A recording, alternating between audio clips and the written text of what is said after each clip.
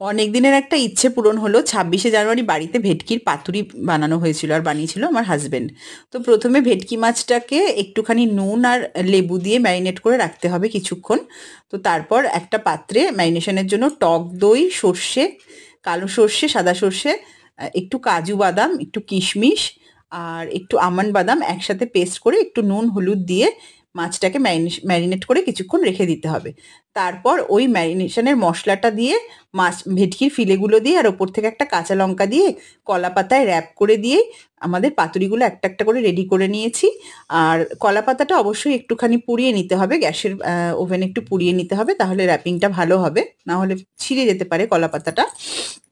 ব্যাস এইভাবে এক একটা করে পাতুরি রেডি করে নিয়ে প্রত্যেকটাকে সুতো দিয়ে বেঁধে ওপর থেকে একটা কাঁচা লঙ্কা দিয়ে আমরা ওই পাতুরিগুলো রেডি করে নিয়েছি। আর ওপর থেকে তোমরা একটু সর্ষের তেলও দিতে পারো, কিন্তু আমরা তেলটা একটু বেশি অ্যাভয়েড করবো বলে ওই জন্য ওপর থেকে আর সর্ষের তেল দিইনি। প্রথমে গ্রেভিটা দেওয়া হলো, তারপর ওপর থেকে মাছটা দেওয়া হলো, তারপরে কাঁচা লঙ্কাটা দিয়ে প্রত্যেকটাকে এবার আলাদা আলাদা করে আমরা এটাকে ভাপিয়ে নিয়েছিলাম। অনেকক্ষণ ভাপিয়েছিলাম, প্রায় বোধহয় আধ ঘন্টা মতন ভাপিয়েছিলাম।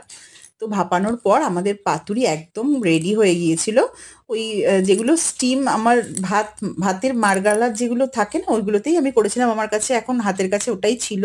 আর যেহেতু অনেকগুলো পাতুরি, দেখো পাতুরি একদম রেডি হয়ে গেছে আর খুবই টেস্টি হয়েছিল খেতে।